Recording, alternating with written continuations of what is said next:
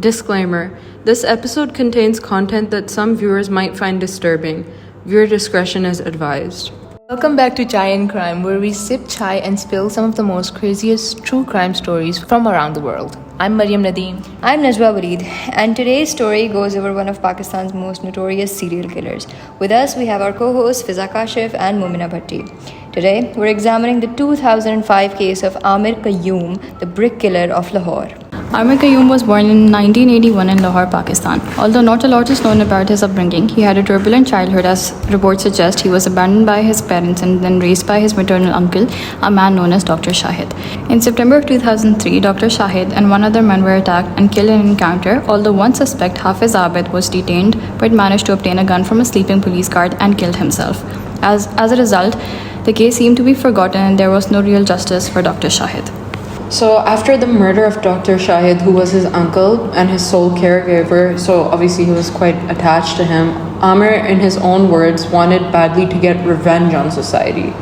His so-called revenge came in the form of the murders of homeless men. Amir Qayyum spent much of June and July in 2005 finding homeless people, often workers sleeping under the open sky, and used bricks and stones to kill them when they were at their most vulnerable. Police reports indicated that the bricks or stones that were used in the attacks could even weigh up to 35 kgs. He was dedicated. And when they asked Gabe, how do you know he was picking up such heavy things, how do you think that's even possible? And the police reports were well, he was a psycho. He would fly into fits of rage, and within those fits of rage he could just do it. He would gain some kind of superhuman strength. And the police, although they protested giving Qayyum any kind of psychological evaluation, so he was not tried as someone that was mentally unstable, they did, like I said, themselves believe that the man was a psychopath, and that they did state that he would fly into fits of rage. So during his interview after he was arrested, he was asked why he used bricks and stones as weapons, and he replied, when there are weapons available on the road, why spend money? They also reported that Qayyum was a drug addict and had a history of violent behavior, which was further confirmed by his family members. Like we said in the beginning, right, there were reports that he was abandoned, but according to the family, that doesn't seem to be true. So there were more details coming out about his family and his private life at this point, and it was alleged that his father did not in fact abandon him, but actually he couldn't adequately take care of him because of his violent tendencies and the fact that his father was actually blind. So those two factors combined, it made it quite difficult to sort of manage him.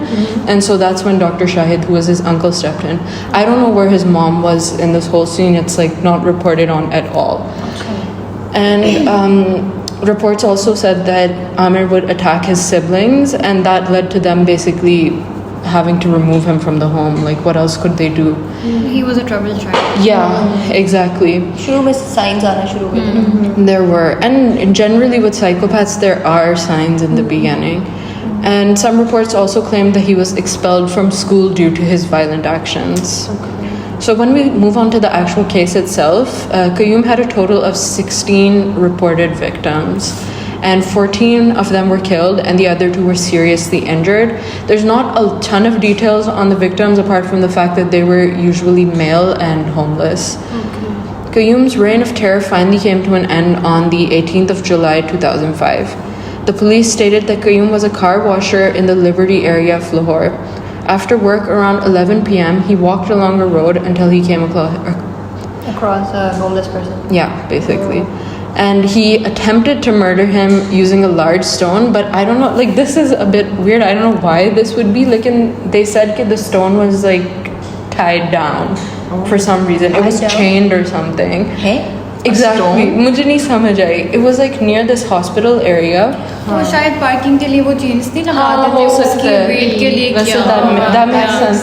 नहीं, उससे आप ईंट कैसे tie down? देखो, अगर आपने वो एक चेन लगा के वो करना होता है ना कि आपने एक एरिया ब्लॉक करना है कि यहाँ पे गाड़ी नहीं आ सकती या नो पार्किंग है, तो वो यूजुअली पाकिस्तान में वो होता है कि आप चेन लगा के रॉक रख दो या वो रॉक से रास्ता रोक दो या इस तरह से. That's a really good explanation, because when I was reading these reports I was that doesn't make sense to me. But that guy's life got saved because it was chained, he couldn't reach it, so he decided, okay, I'll just let it go.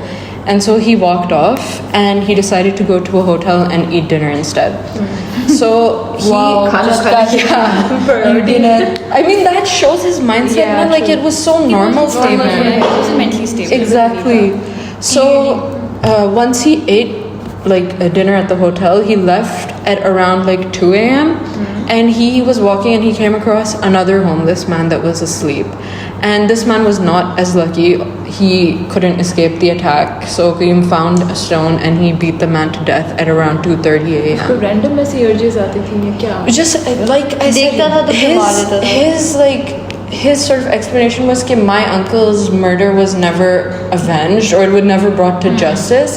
So he was saying that I am taking revenge on society. But I mean, on society, these are homeless people. And like they're often just workers who apni like, you know, roti kamane ki koshish kar rahe hote hain and they're sleeping on the side of the road. ये लोग खुद भी ठीक नहीं होते, like ये नशेई होते हैं इधर-उधर. लेकिन ये बात अब यहाँ पे एक तो चीज़ें जो आई थिंक इम्पोर्टेंट है वो ये भी है कि एक तो ही वाज़न्ट मेंटली स्टेबल. ठीक है. और जो उसका मतलब यू मेंशन कि he was working as car washer. तो ये सारी चीज़ें तो उसके पास वो कितनी ही पावर है उस टाइम पे. वो मतलब ऐसा तो नहीं है कि वो किसी यू नो हाई प्रोफेशन के घर पे घुस के उनको मारना शुरू कर दे या कोई. आई थिंक जो उसके बस में था वो कर रहा था. तो उसकी पावर में या जो उसके एक्सेस में लोग थे वो होमलेस ही तो है. और वेपन्स क्या थी वही जो रोड पे पड़ी हुई हैं चीज़ें. तो दैट्स अबाउट पावर की जहाँ पे. और if you are talking about somebody who has you know anger issues और वो यू नो उसको फिट्स ऑफ एंगर होता है एवरीथिंग. तो you don't think rationally when you are angry.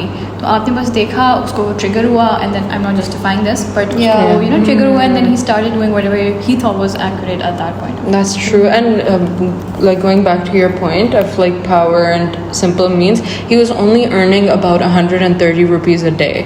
Oh God. So क्या इसमें तो कुछ भी नहीं आता, एक वक्त खाना नहीं आता इसमें. वही ना. So yeah, that it was like his life was not, you know, it wasn't great.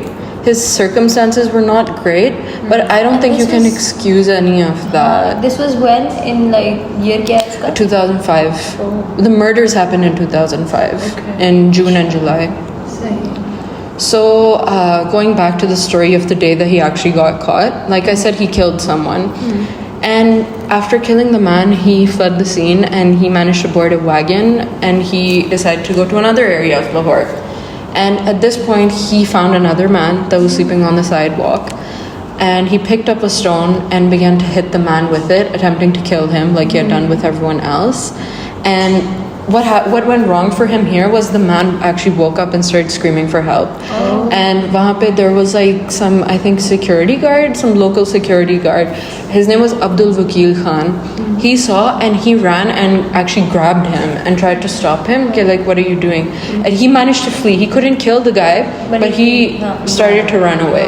But at that point, obviously, it was quite a ruckus and people started coming out and looking, ki kya ho raha hai? And there were a few actually plainclothes policemen there as well, luckily. So they started participating in the chase. And eventually there was a man, he was walking with his brother, and he spotted this whole chase happening, and he was able to actually grab onto Qayyum and stop him. So that was basically the beginning of the end for him. So he was arrested, and he was taken by the police for an interview. And in that interview is when he actually told what his motives were and the fact that, you know, why he would use such weapons and all that. And so that's why he became sort of, yeah, he became famous as, I think, the Brick Killer of Lahore. That's what he was known as. And it was interesting that beyond, I would say, 2006, there's actually not a lot of reporting on him. He did go to trial. There was not a lot of coverage on the trial either, but we found out that he was sentenced to death on May the 10th of 2006, but we don't know if that sentence was actually carried out. So for all we know, he could still be in jail, or he might have actually been executed. I feel like this is a pretty insane... It's really interesting case. Yeah, I mean, you don't usually I feel like there could be a lot of serial killers in Pakistan, but because our media coverage is very limited, like we don't hear about it. But looking into this case, I mean, I had chills going down my spine reading the details. These type of cases, as you said, they're not usually reported. People with, I would say, जो caliber इस बंदे का था, एक बहुत बड़ा chunk of our society is people just like him. Yeah. और their idea of justice or like social accountability is just doing whatever जो उनके बस में है वो बस कर देते हैं. Taking matter in your You know, hands. you क्योंकि वो डिसअपॉइंट हो गए ना सिस्टम से, जब हमारा लीगल सिस्टम ही इतना हाँ They मतलब take matters they in their own hands, वो understand खुद ही करना इतना चाहते इतना समझ उनको आ जाती है कि पुलिस के पास जाना या actually asking people for justice, people who are in an authoritative position, it is no use. It's That is why useless. I have to take matters into my own hand and I have to avenge my uncle's murder. I feel like though in his case, like he was just a straight up psychopath from the beginning. True. I think he was just that was just an लेकिन excuse. Police ने उसको क्यों ये उसकी mental examination नहीं हुई थी? Yeah, that's a very good question. He should have had a lot of people were pushing for him to get psychologically evaluated, at least in the one article that was like talking about this. The police called him, they said that he doesn't need a psychological evaluation, and in the same breath they were calling him a psychopath.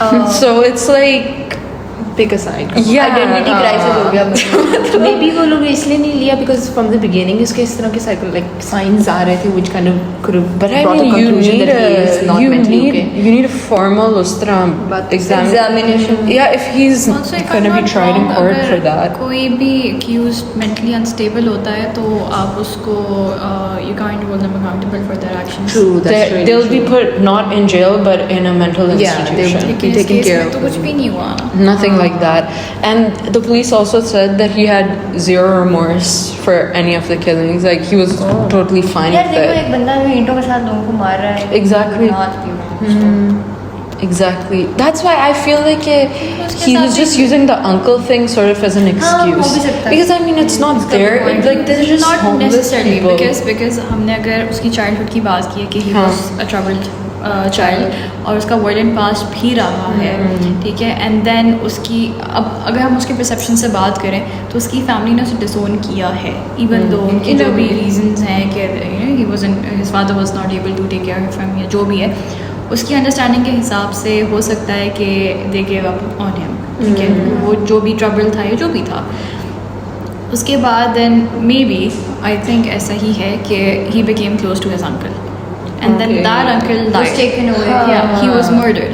तो वो एक तो वैसे भी वो आपका इतना violent past है, then you have a traumatic experience, तो उसके बाद फिर यही निकलता है, sometimes you lose your mind. So he ran away from home, right? In a sense. I feel उसकी फैमिली को बहुत पहले ही उसको अटेंशन भी देनी चाहिए थी और कोई मेंटल हेल्प भी चाहिए. That's another thing. फैमिली को यार ये पर्सन में कॉन्सेप्ट ही नहीं है ना. When a kid is not mentally okay वो बस कहती हैं पागल है, इसको वो ध्यान ही नहीं रखती. They don't give attention to it. It's a stigma. They say that he's possessed or something. अच्छा चलो हमने फैमिली में छोड़ दिया, फैमिली ने अटेंशन नहीं दी, okay fine, families are sometimes very ignorant when it comes to things like this, but इसी तरह के लोगों के लिए वो रिहेबिलिटेशन सेंटर्स होते हैं. बट एक बात ये है कि ये बहुत पुराना केस है, उस टाइम ये चीज़ें नहीं होती थी. अब तो you can see on Instagram there is countless pages जिनको पता है पता क्या रिहेबिलिटेशन प्रोजेक्ट हुए थे. Awareness भी नहीं थी तब. जो नशे Stigma करते हैं, कम जो हो drugs रहा है. लेते हैं उनको लेके और उनको प्रॉपर्ली लाइक करते हैं रिहेबिलिटेशन सेंटर्स में, उनको हेल्प देते हैं. क्योंकि पता है that's like something that is societally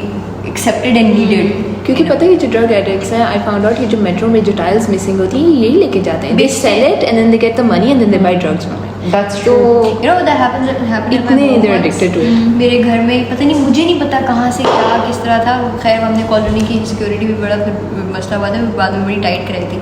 some guy jumped into our home और पीछे ना गटर नहीं लगा होता, बहुत बड़ा सा गटर का ढक्कन, वो उठाया और वो ले गया. And we saw it in a what? और लाइक मैं सुबह उठी and everybody was stuck to the screen monitor.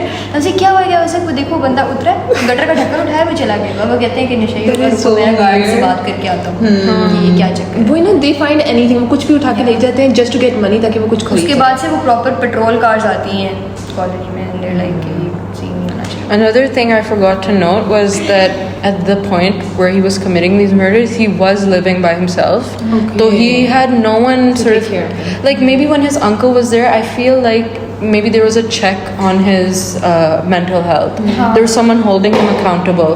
When his uncle is gone, of course, with the traumatic loss, the lack of justice, when like it got exaggerated, his mental issues got exaggerated, and also he actually was previously arrested because of drug charges, drug-related charges. They didn't specify exactly क्या था. Drug addict था. But maybe that doesn't justify it, no? No, yeah, there is no justification. Like obviously you have to be held accountable for your actions. But there's the debate about the failing on the police's part. Okay, he should have been given an analysis of his mental state, and then he should have gotten a sentence according to that. They should have done it. I really agree with you on that point. उनको करना चाहिए था उसके protest. एक proper होनी चाहिए थी record उसके ऊपर. Follow us on @ChaiandCrime on Instagram for more cases. That's all we have for you today. What are your thoughts on the Brick Killer of Lahore? Do you think this case could have been handled better? Let us know in the comments below.